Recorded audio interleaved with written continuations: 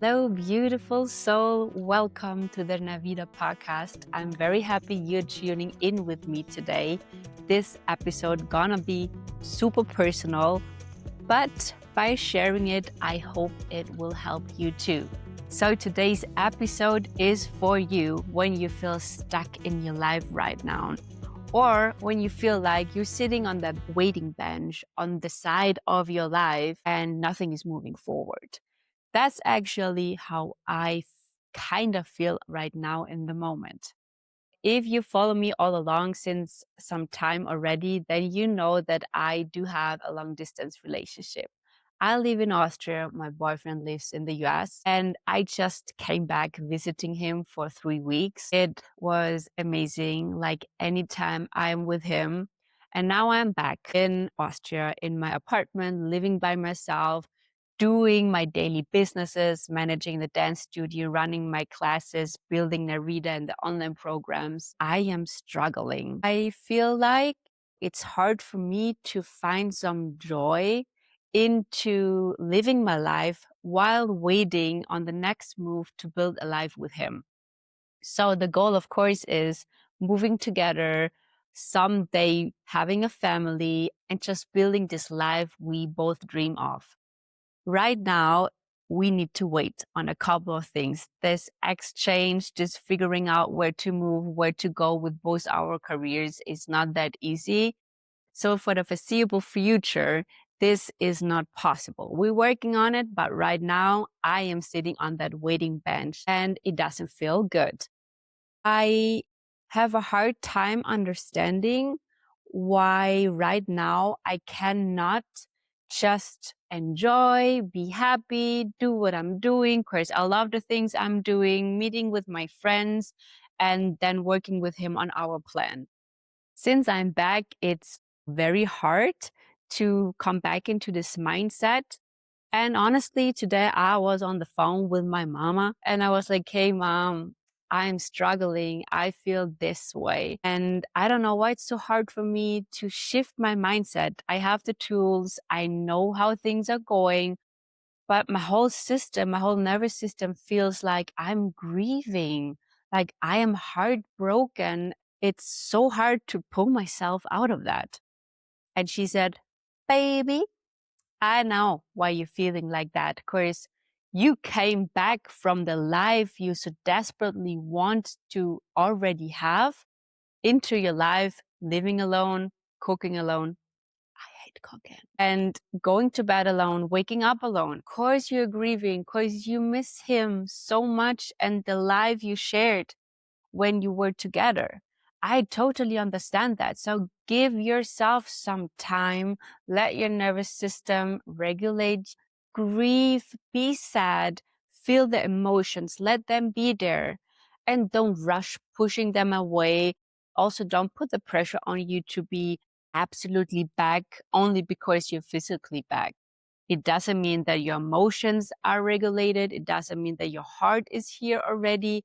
Those things take time to be combined again. And that is fine. Actually, that really helped me a lot. So today I made a slow day. I did some errands. I was take on the phone. I was thinking a lot about Narita. I was doing some little tasks, but I took away the pressure off my shoulders. And I think that was the first good step to do. So how do we together in that situation now move forward? First of all, I see you. If you feel stuck in your life right now or with one certain life part, that is not funny. I see you and I feel you. And sometimes things need time. And I don't know about you, but I am a fucking impatient person. I don't like waiting. I don't like sitting around. I am a hustler. I like doing things. I like managing things. I like things which are in my hands and I can move them. But in that specific situation, there are two people in it. The circumstances, the society, two different countries, paperwork, laws. So it's not only me, it's all those things included. But another thing, another smart thing, which my mama also said was the waiting time is not a lost time. If you create this waiting time to do something that makes you happy, to come into your energy, to work on yourself, then you don't lose this time. And this is the important thing. So I think we kind of have to get up from that waiting bench, from that feeling to be stuck, and put ourselves out on that one field we can play on. Maybe it's not the big field we want to play on and we want already to be there, but for sure there's another small field we can already play. And I think this should be the first move. Thinking about what can be an activator for that.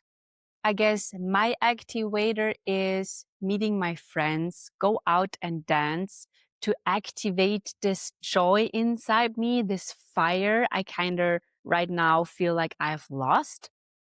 Think about what is your activator? What could that be? Something that is moving you to get up and go on that field and play. And like with every game, we don't have to have everything figured out.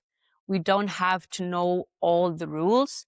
We have to keep on trying, playing. Maybe we fall on our nose. That's fine. Then we get up again and we keep on playing. And right now I have this picture of these old Game Boys where you play the games and, you level up. Maybe it's about that. Maybe it's about leveling up from field to field and learn something new and build up this joy while we wait on things. Because thinking about we're old, we are very close to dying, and then we think about that time we wasted because we were just sitting and waiting. Instead, we could have created, we could have done something different, we could have found new hobbies, we could have met new people, we could have done all those things. But because we are heartbroken, we grieve, we're impatient, we're stubborn, whatever we felt that moment, we allowed those things to stop us to live life while we wait on other things. Because if we're being honest, we wait maybe on one or two things, but all the other things are under our control. So we can move forward in other life parts, in other things. And maybe if it's just something small, that's fine too, while we wait on the big move. It's good to know what the big move is, what the big change is.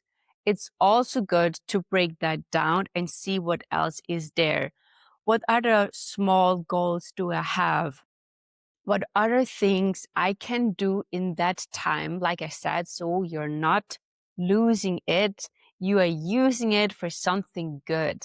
And for sure, if we're being honest, this will also help us to move the big thing even faster, right? Also thinking about something Jake said to me the other day. Can we come to a point where we're not focusing on the things we don't have right now in our relationship and focusing on all the things we have already? Yes, he's also that smart like mama. So he is so right. Why do we always focus on the things that are not working out yet? We don't have yet. This is also a waste of time. Why not focusing on all the things that work out already and we have yet already? Use those things to create a good, happy bubble, the daily life, and work on from here and move day by day. Imagine you stay stuck today, or I am. We stay sitting on that bench, waiting. Tomorrow is our last day. Something happens, whatever. Then we spend our last day waiting on something instead of living our life. That's not good. I think I don't want that. And I also think you don't want that too. Maybe the magical question or also an activator for you could be to ask yourself, what is one thing I can do today that even if I'm dying tomorrow, I can say I was happy with my life. I had a good day. So when you then go to bed having those thoughts, it was a good day, right? I want us to get our booties up. Don't wait. Move the things you can move. Set smaller goals we can already work on, try out new things, and just stop waiting around. Also, another thought of mine was, what if that one thing we're so desperately waiting for will not happen? What if that job will not happen? What if that relationship falls apart? What if I find out that this move I want to do to that country cannot happen? Then we lost so much of our so important lifetime waiting on something that did then not happen. What is then? This gonna feel like shit then. But if we did and enjoyed our life and managed to be happy and found that joy in doing other things while waiting on that, maybe the path changes to something different, to something better. Maybe, even though if that one thing we're so desperately waiting for will not happen, we did all the other things, so this does not feel that bad anymore. So yeah, I guess first step is find your activator that gets you out of the feeling stuck and up from that bench. Play on the field, that one you can reach. Level up with time. Play the games you can play. Make the best out of it. Do one thing every day that in the evening when you go to bed, you can say, even when I die tomorrow, today was a good day. I think this should be the goals. And I think the more we also surround ourselves with people that make us happy, also while we are waiting on that one big thing, can make such a big difference.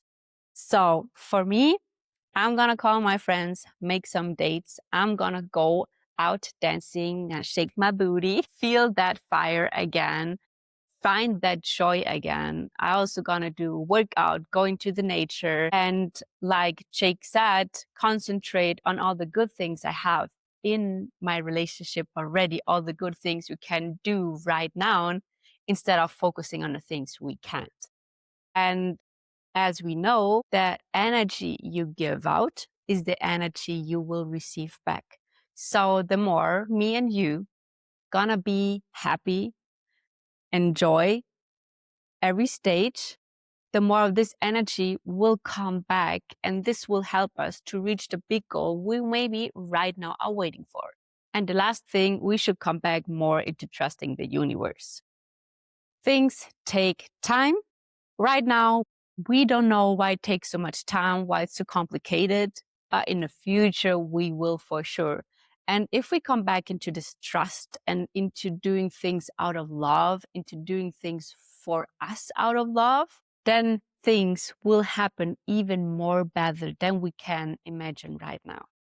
Okay, I don't know about you, but after talking all that out loud, having to talk with my mom, having to talk with Jake, now talking to you, letting my emotions and my thoughts just flow into this episode, I feel so much better.